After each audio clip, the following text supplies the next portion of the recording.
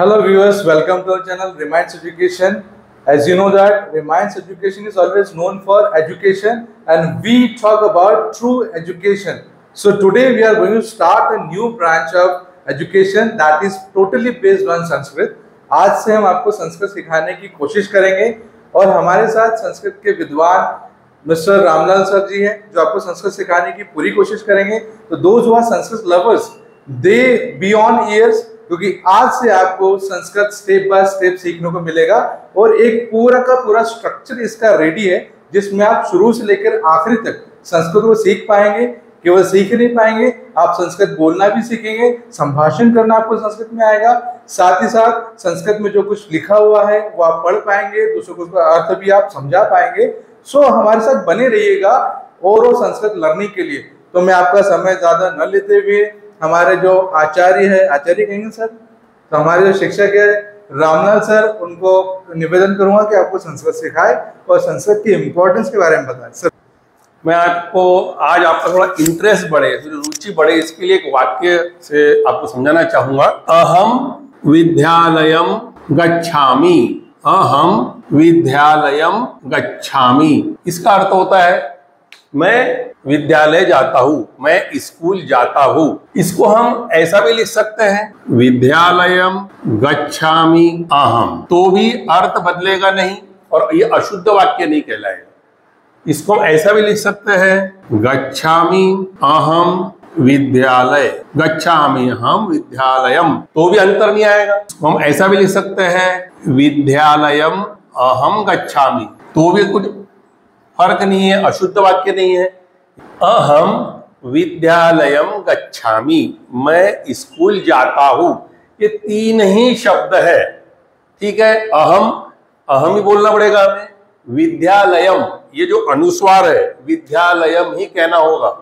ठीक है, और गच्छामि शब्द, तीन ही शब्द हमें कहना है, लेकिन ये तीन शब्द हम आगे पीछे कह सकते, इसका स्ट्रक्चर हम बदल सकते, we can change the structure. लेकिन अन्य भाषाओं में, जैसे इंग्लिश में हम कहेंगे आई गो टू स्कूल, उसमें हम शब्द कोई भी जो वर्ड है आगे पीछे नहीं कर सकते, वो अशुद्ध कहलाएगा वाक्य। मगर संस्कृत में क्या होता है कि इसको हम आगे पीछे कर सकते हैं। जैसे मैंने लिखा है अहम विद्यालयम गच्छामि, मैं पाठशाला या स्कूल जाता हूं, इसको हमने पहले लिख दिया विद्यालयम गच्छामि अहम, तो हमें विद्यालयम ही लिखना होगा और अहम ही लिखना होगा और गच्छामि, तीन शब्द हो गए। इसको ऐसे लिख सकते हैं हम, गच्छामि पहले लिख दिया, गच्छामि अहम विद्यालयम, तो भी ये वाक्य सही है, अशुद्ध नहीं है ये। फिर ऐसे लिख सकते हैं इसको हम विद्यालयम अहम गच्छामि। इतनी साइंटिफिक भाषा संस्कृत है। मुझे लगता है अगर आप मेरे साथ बने रहेंगे तो बहुत जल्दी, बहुत कम समय में हम संस्कृत बोलना सीख जाएंगे। हमें ये फीलिंग नहीं होगी कि हम संस्कृत सीख गए या तो बोल रहे हैं, अन्य लोग आपको बोलेंगे अरे वाह आप तो बहुत संस्कृत बोलते हो। तो आइए हम शुरू करते हैं स्टेप बाय स्टेप सीखने के लिए संस्कृत। पहला हम सीखेंगे आज भवान और भवती में क्या अंतर होता है। एक बहुत इंपॉर्टेंट कॉन्सेप्ट है, एक महत्वपूर्ण टॉपिक है, भवान और भवती। आज हम सीखने वाले हैं कि भवान और भवती में क्या अंतर होता है। यदि हमें संस्कृत सीखना है, संस्कृत बातचीत करना सीखना है, लिखना सीखना है, तो भवान और भवती में क्या अंतर होता है ये जानना बहुत महत्वपूर्ण है, आवश्यक है, जरूरी है। भवान और भवती दोनों का ही अर्थ होता है आप। हिंदी में कहेंगे आप कौन है, आप कहाँ रहते हो, जैसे हम आप कहते हैं, लेकिन संस्कृत में उसके लिए दो शब्द है, भवान और भवती। अब इनका दोनों में अंतर क्या है, क्या डिफरेंस है दोनों में। तो भवान का जो प्रयोग किया जाता है वो होता है पुल्लिंग में, भवान का प्रयोग होता है पुल्लिंग मैस्कुलाइन जेंडर में, और भवती का प्रयोग होता है स्त्रीलिंग फेमिनाइन जेंडर के लिए होता है। ये बहुत महत्वपूर्ण दोनों का अंतर है, भवान का पुल्लिंग में होता है और भवती का स्त्रीलिंग में। जैसे हम कहेंगे भवान कह, आप कौन हो, आप कौन है। भवान किम पठति, आप क्या पढ़ते हो। भवान किम लिखति, आप क्या लिखते हो। भवान कुत्र गच्छति, आप कहाँ जाते हो। और है भवान किमर्थम गच्छति, आप क्यों जाते हो। ये तो दिख रहे हैं हम सभी में, भवान भवान भवान, इसका अर्थ होता है आप। ये हमने पुल्लिंग के लिए इसका उपयोग किया है, वैसे समझ लेते हैं हम स्त्रीलिंग में इसका उपयोग। भवती का स्त्रीलिंग में होता है भवती का प्रयोग, जैसे यहां था भवान कह, आप कौन है। भवती का, आप कौन है। भवती किम पठति, आप क्या पढ़ती हो। हमने यहां पढ़ा था भवान किम पठति, आप क्या पढ़ते हो। यहां हो गया उसका अर्थ आप क्या पढ़ती हो। भवती किम पठति, आप क्या पढ़ती हो। भवती किम लिखति, आप क्या लिखती हो। भवती कुत्र गच्छति, आप कहां जाती हो। भवती किमर्थम गच्छति, आप क्यों जाती हो। तो भवान और भवती का अंतर, ऐसे कई शब्द कई वाक्य बना सकते हैं। भवान किम खादति, भवान किम पीबति, आप क्या पीते हो, आप क्या खाते हो।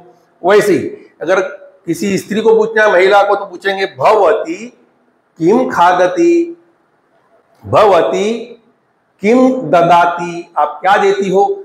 इसके लिए हमें कुछ जो धातु है या तो उसका जो क्रियाएं है वो सीखना पड़ेगी, जो आवश्यक। कुछ अगर 10 या तो 20 हम सीख लेंगे यदि क्रियाएं, तो भी हम सब कुछ बोलना शुरू कर सकते हैं।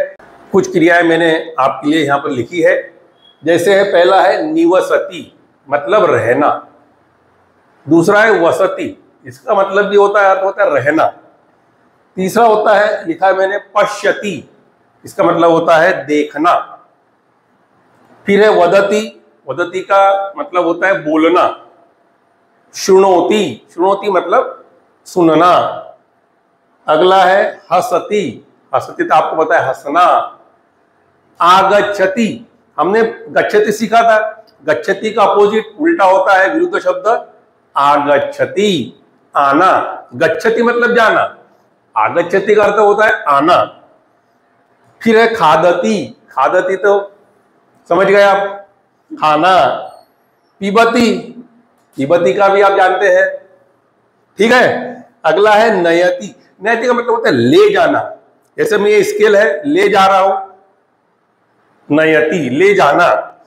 बच्चे स्कूल में बैग ले जाते हैं। आनयति, नयति का विरुद्ध शब्द हो गया आनयति। नयति मतलब ले जाना और आनति का मतलब होता है लाना, ठीक है। अब ये इसका प्रयोग हमें करना है भवान और भवती के लिए। अब कहाँ रहते हो, अब हम किसको पूछ रही है। यदि लड़के को पूछ रहे हैं तो भवान कुत्र निवसति, और लड़की है तो भवती कुत्र निवसति, बिल्कुल सही। अगला वसति, वसति तो समान है दोनों का अर्थ। पश्यति, आप क्या देखते हो, तो क्या कहेंगे भवान किम पश्यति। और किसी पूछा आप क्या देख रही हो, तो भवती किम पश्यति। बहु उत्तमम, सही आप बिल्कुल बोल रहे हैं आप मेरे साथ में। शृणोति, सुनना, आप क्या सुनते हो। भवान किम शृणोति, और यदि स्त्रीलिंग लड़की तो भवती किम शृणोति। इस प्रकार से अगले जो क्रियाएं है इनका आप वाक्य बनाएंगे और मुझे कमेंट सेक्शन में जरूर भेजेंगे। अगली बार इसके आगे मैं आपको पढ़ाऊंगा। Okay, thank you.